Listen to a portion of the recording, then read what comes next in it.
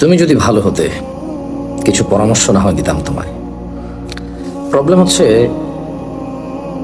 তুমি বিয়ে করতে চাও, তবে শুধু বিয়ে নয়, এমন কাউকে বিয়ে করতে চাও যাকে তুমি আগে থেকে পছন্দ করে রেখেছো। এখন তোমার পরিবারের যতই অপছন্দ হোক ওই ছেলে অথবা ওই মেয়ে, তুমি একদিকে বিয়ে করতে চাও দ্বীনের খাতিরে, আল্লাহ রিজিক বৃদ্ধি করবে এই আশায়, অন্যদিকে দাড়ি রাখা, নামাজ পড়া, মিথ্যা কথা না বলা, আজে বাজে আড্ডা না দেওয়া, কোনো দিনের ওই কোনো কিছুই তুমি মানতে নারাজ, শুধু বিয়েরটুকু মানতে তুমি রাজি।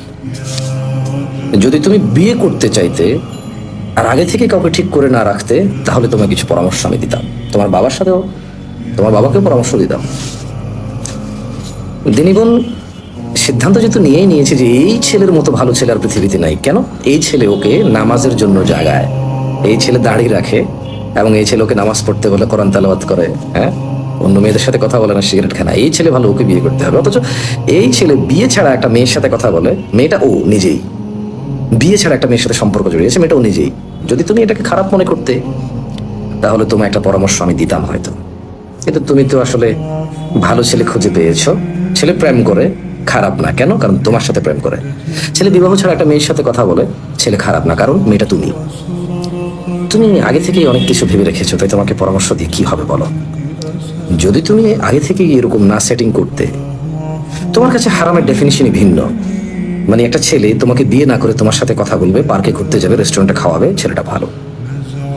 আর তোমাকে বিয়ে করার পর আরেকটা মেয়েকে বিয়ে না করে ওর সাথে কথা বললে, ওর সাথে পার্কে গেলে, রেস্টুরেন্টে খাওয়ালে, ছেলেটা দুশ্চরিত্র। অথচ সে তোমাকে বিয়ে না করে এগুলো করেছে, তখন সে ভালো ছিল। এখন আরেকটা মেয়ের সাথে এগুলো করতেছে, ছেলেটা এখন খারাপ। এ হলো তোমার ইসলামের প্রতি সম্মান, তোমার নিজের স্বার্থকের যতটুকু পরোয়া তোমার আছে, আল্লাহ সুবহানাহু ওয়া তাআলার বিধিবিধানের, রাসূল সাল্লাল্লাহু আলাইহি ওয়াসাল্লামের জীবনের পক্ষ থেকে শিক্ষার তোমার কাছে বিন্দুমাত্র মূল্যায়ন নেই। একই রকম ছেলের ব্যাপারটাও। তুমি যদি ভালো হতে, তবে কিছু পরামর্শ দিতাম তোমায়, যেটা তোমার কাজে আসতে হয়তো। কিন্তু বলো, ধর্ম তোমাদের যতটুকু পছন্দ, অতটুকু তোমাদের মতো করে পছন্দ। কোরআন কিভাবে বলেছে, আল্লাহ নবী সাল্লাল্লাহু আলাইহি ওয়াসাল্লাম কিভাবে বলেছে, ওটা তোমরা ধারণা। বলো, কয়জনই বা কোরআন পড়তে পারি আমরা? কয়জনের বাবা মাই বা চায়?